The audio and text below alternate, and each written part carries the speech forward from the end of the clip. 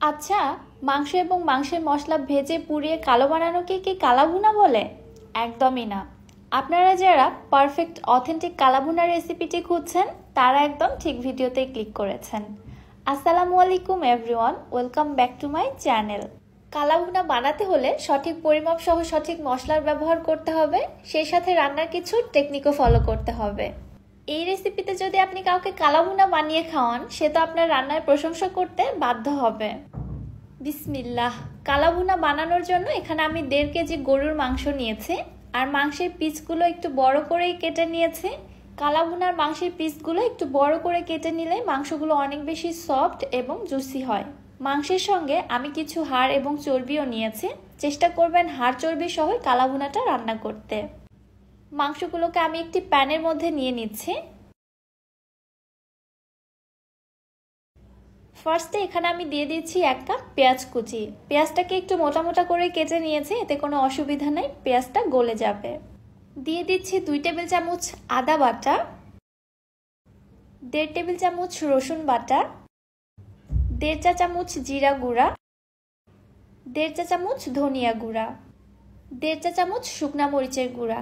ঝালটা আপনারা আপনাদের টেস্ট অনুযায়ী দিবেন। 1/2 চা চামচ হলুদের গুঁড়া, 1 চা চামচ গরম মশলার গুঁড়া, 1 চা চামচ কালো গোলমরিচের গুঁড়া। এবারে দিচ্ছি কালাভুনার মূল ইনগ্রেডিয়েন্টস রাঁধুনি গুঁড়া 1/2 চা চামচ। রাঁধুনি ছাড়া কালাভুনা কিন্তু ভাবাই যায় না, আর এটার অথেন্টিক টেস্টটাও পাওয়া যাবে না। যে কোনো বড় গরম মশলার দোকানে আপনারা ইজিলি এটা কিনতে পাবেন। এবারে দিচ্ছি কিছু গোটা মশলা, 8 থেকে 10টি লবঙ্গ, 3টি বড় কালো এলাচ, 8 থেকে 10টি সাদা এলাচ, 3টি দারুচিনি, একটি স্টার আনিস এবং একটি জয়ত্রীর হাফ দিয়ে দিচ্ছি। এগুলো চাইলে আপনারা গুঁড়ো করেও দিতে পারেন, যেহেতু খুবই অল্প মশলা গুঁড়ো করাটা অসম্ভব, আমি গোটাই ব্যবহার করেছি, এতে কোনো সমস্যা নেই, ফ্লেভার খুবই ভালো ছড়াবে।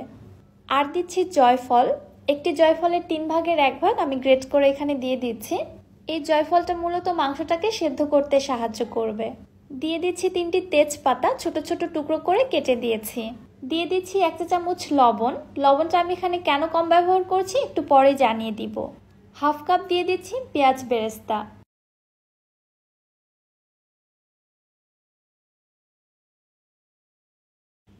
দেড় কেজি মাংসের জন্য এখানে আমি দিয়ে দিচ্ছি 1 টেবিল চামচ হোয়াইট ভিনেগার। এই ভিনেগারটা মাংসটাকে সেদ্ধ হতে সাহায্য করবে। সব শেষে দিয়ে দিচ্ছি 1/2 কাপ সরিষার তেল। কালাভুনায় কিন্তু অবশ্যই সরিষার তেলটাই ব্যবহার করতে হবে, না হলে কালাভুনার অথেন্টিক টেস্টটা পাবেন না। এইবারে সব মশলার সঙ্গে মাংসটাকে আমি খুব ভালোভাবে ম্যারিনেট করে নিচ্ছি। একটু সময় নিয়ে খুব ভালোভাবে মেখে নিতে হবে। এই মাখানোটা যত ভালো হবে আমার মনে হয় কালাভুনার টেস্টটাও তত ভালো আসে। প্রায় 3-4 মিনিট সময় নিয়ে ভালোভাবে মেখে নিয়েছি। এবারে হাঁড়িটি আমি চুলায় বসিয়ে দিচ্ছি। চুলার হিটটাকে কিন্তু হাইতে রেখে মাংসটিকে কষিয়ে নিচ্ছি। 4-5 মিনিট কষানোর পরে মাংসটাকে আমি ঢাকনা দিয়ে ঢেকে রেখে দিচ্ছি প্রায় 10 মিনিটের জন্য। এই ঢাকনা দিয়ে ঢেকে রান্না করতে করতে মাংস থেকে পানি ছাড়বে। প্রায় 8 থেকে 10 মিনিট পর ঢাকনাটি উঠিয়ে নিলাম। এই পর্যায়ে দেখুন মাংস থেকে কিন্তু অনেকটাই পানি ছেড়েছে। আবারও এইভাবে আমি কষিয়ে নিচ্ছি 3-4 মিনিটের জন্য। যেহেতু গরুর মাংস সেদ্ধ হতে অনেকটা সময় লাগবে, এজন্য আমি এখানে 2.5 কাপ ফুটন্ত গরম পানি দিয়ে দিচ্ছি। মাংসের কোয়ালিটির উপর ডিপেন্ড করে পানির পরিমাপটা কম বেশি লাগতে পারে। আবারও একটু নেড়েচেড়ে দিয়ে দিচ্ছি। এরপরে ঢাকনা দিয়ে ঢেকে মাংসটাকে আমি পুরোপুরিভাবে সেদ্ধ হওয়া পর্যন্ত রান্না করে নিতে থাকবো।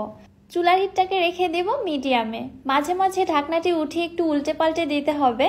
মাংসের পানিটা টেনে প্যানের তলায় লেগে যেন পুড়ে না যায়, এদিকটা লক্ষ্য রাখতে হবে। প্রায় 40 থেকে 45 মিনিট পরে মাংসটা ঠিক এখন এই অবস্থা। মাংসের পানিটাও কিন্তু টেনে এসেছে এবং মাংসটার কালারও চেঞ্জ হতে শুরু করেছে। যেহেতু কালাভুনা রান্না করাটা অনেক লং প্রসেস, আমরা খুব অল্প সময়ে রান্নাটা করব, তাই কালার আনার জন্য এখানে আমি দিয়ে দিচ্ছি 1.5 টেবিল চামচ সয়া সস। সয়া সসেও কিন্তু পর্যাপ্ত পরিমাণে লবণ থাকে, এজন্য আমি ফার্স্টে লবণটা কম ব্যবহার করেছিলাম। আমার হাতের কাছে ডার্ক সয়া সসটা ছিল না, এজন্য আমি এখানে লাইট সয়া সসটাই ব্যবহার করেছি।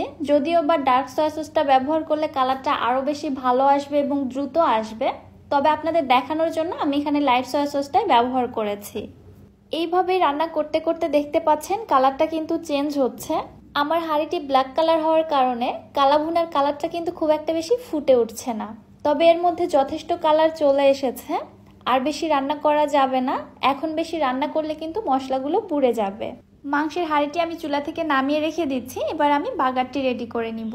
চুলায় আরেকটি হাঁড়ির মধ্যে দিয়ে দিচ্ছি 1/4 কাপ সরিষার তেল, 1 টেবিল চামচ দিচ্ছি রসুন কুচি এবং 5 থেকে 6টি শুকনো মরিচ। তেলের সঙ্গে এগুলোকে হালকা একটু সতে করে নিয়ে দিয়ে দিচ্ছি 2টি পেঁয়াজ। পেঁয়াজ দুটোকে আমি কলি করে কেটে নিয়েছি। আবারও প্রায় 30 সেকেন্ডের মতো পেঁয়াজের কলিগুলোকে একটু সতে করে নিচ্ছি। এবার এর মধ্যে দিয়ে দিচ্ছি রান্না করা কালা ভুনা। মাংসটা ঢেলে দিয়ে সঙ্গে সঙ্গে একটি ঢাকনা দিয়ে ঢেকে দিচ্ছি, তাহলে বাগারের ফ্লেভারটা মাংসের মধ্যে খুব ভালো ছড়াবে। প্রায় 3-4 মিনিট পরে ঢাকনাটি উঠিয়ে এবার আমি নেড়ে চেড়ে নিচ্ছি। এই পর্যায়ে মাংসটাকে বেশি নাড়াচাড়া করে ভেজে ফেললে বাগারের ফ্লেভারটা নষ্ট হয়ে যাবে। জাস্ট 2 মিনিটের মতো একটু নেড়ে চেড়ে ভেজে নিচ্ছি। এরপরে কালা ভুনাটা চুলা থেকে নামিয়ে আমি সার্ভ করে নিচ্ছি। দেখতেই পাচ্ছেন মাশাআল্লাহ কত বেশি লোভনীয় হয়েছে কালা ভুনাটা। চুলা থেকে নামানোর পর কুকিং প্রসেস বন্ধ হলে কিন্তু কালা ভুনার কালারটা আরো বেশি ফুটে ওঠে। মাংস ভেজে করকরে করে ফেলানোকেই যে কালা ভুনা বলে, আসুন আপনার এই ধারণাটা ভেঙে দেই। দেখতে পাচ্ছেন মাংসগুলো কত বেশি নরম, সফট এবং জুসি হয়েছে। মুখে দিলে মনে হচ্ছে অমৃত। এই রেসিপিটি দেখার পর আপনাদের আর কোনো দ্বিতীয় রেসিপি খুঁজতে হবে না কালা ভুনা বানানোর জন্য। নিঃসন্দেহে এই রেসিপিটি আপনারা বানিয়ে দেখুন, সবার প্রশংসা পাবেন। ভিডিও কেমন লেগেছে অবশ্যই আমাকে কমেন্ট করে জানাবেন। আজকের মতো তাহলে এখানেই বিদায় নিচ্ছি। সবাই ভালো থাকবেন, সুস্থ থাকবেন। আল্লাহ হাফেজ।